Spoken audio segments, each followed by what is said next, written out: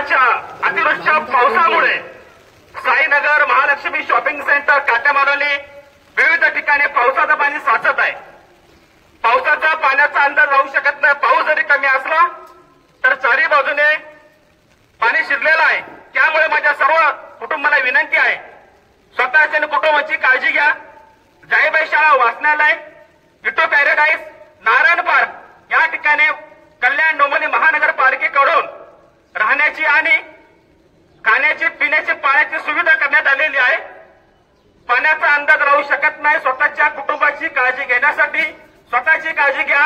लवकरात लवकर शाळेमध्ये इटो पॅराडाईज स्थलांतर व्हा।